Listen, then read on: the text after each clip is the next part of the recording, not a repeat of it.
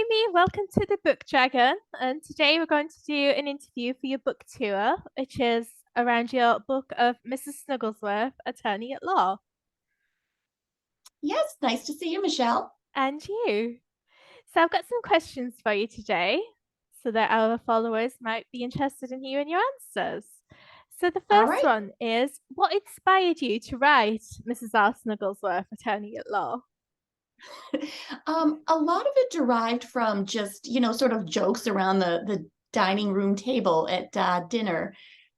We have a yellow lab that looks remarkably like Mrs. R. Snugglesworth. And as a family, we used to do what I think many families with pets do. You sort of imagine what they're thinking and that sort of thing. And that kept us very occupied.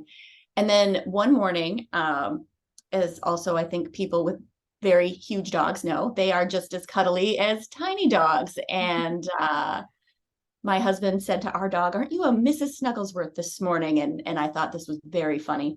And so I shared it with our kids who were like 8 and 10 at the time. And my 8-year-old said, "Oh, well, she's actually my lawyer." And so we had a lot of fun with that. And over the years, it just sort of became something that seemed like it would be a pretty funny story. And, Yeah. many a half an hour at a time later, it was done. So did you actually tell the story to your children as you did it, or did you just go ahead and write it before showing them it? Oh, that is a very good question. So I would often work on it when my husband would take the kids to swimming lessons. And so that was Mhm. my time to write. And then when they came home, I would read them whatever I had written. And then before, when I thought I was done, Mhm. which is kind of comical in and of itself, I said, "I will pay you each $1 a page, in Word to Yeah. edit this for me and tell me what you think." And so that was very, very instructive. I mean, I had tons and tons of people read various drafts of this, but they would point things out like, I don't think a kid would say this. Or at one point, I had one of the characters make a comment about, where they had gone to college. And my daughter said, "Well, not everybody goes to college. I think you should take that out of there." So just it was Yeah. it was very instructive. Oh, that sounds really useful. Handy having It some really is. editors living in your home. Yes. So what do your family members think about, including Mrs. Snugglesworth, think about the book right now it's, out there and available to buy? Sure. Well, it's been kind of a family project in its own way, and it's been very interesting. As my husband commented, and I didn't know either. I had no idea what the book world was like, and him even less so. And so he was just, finds it very interesting to see how it all comes about, and that it's strange to read articles or what have you that talk about the author Amy Flanagan because they don't, your family doesn't kind of always see you in that professional capacity.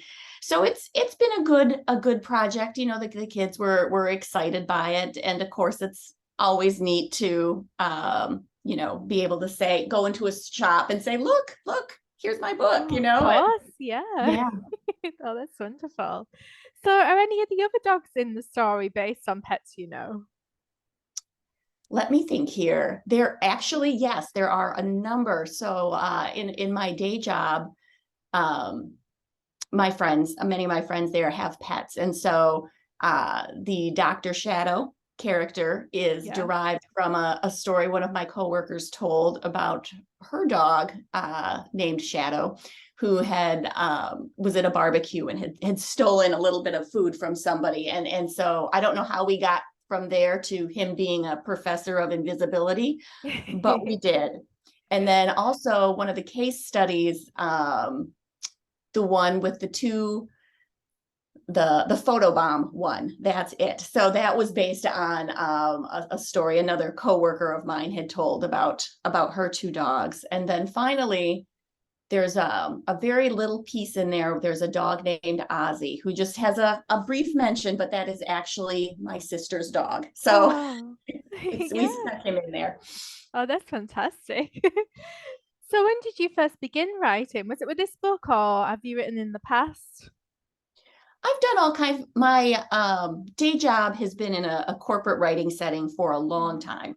Um, and writing for fun, I would mess around as a kid a bit. And I think I may have answered this in the newsletter questions. When I was in 5th grade, I wrote this story called Being President of Michael J. Fox Elementary is Not What I Expected, which probably probably ages me there. But Oh, Michael J. Fox is fantastic.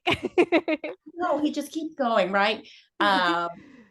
But so yeah, that was always a fun hobby of mine. And then this book in particular, I think I finally sat down and started writing it January 2021. Right. That was Yeah. that was time. It was So time. in the middle of the pandemic. Well, I kept thinking like, because there were pieces in the news, about how Shakespeare wrote many of his works during the plague. And I thought, well, Yeah. surely I can do my great work. Like Yeah, you're in good the company. pandemic. So, So did you ever want to be a lawyer yourself? oh no, no. No, not your thing. Save it for Mrs. No. Snugglesworth. Yeah. Okay. So I was really thrilled to learn that you're working on another book featuring Mrs. Snugglesworth. So could you tell Yes. us any little hints about that without spoiling the story too much? Well, she will have a younger brother come into her life. Oh, okay. And I think readers who have read the first book may have caught at the end there was a hint that she and her arch nemesis may Yeah. have to work together, and so that will help in as well. And then there's one other big thread that will run through the story, but I'll save that one. So Save that for them to find out for themselves. yeah, Oh, that's brilliant, Amy. Thank you for joining us today. And of course, your book's available at the Book Dragon. yeah, Yeah. it certainly is, and I've loved working with you and your team, Michelle. So thank you so much for your time today. I appreciate Oh, it. thank you too, Amy. All right, bye. Bye.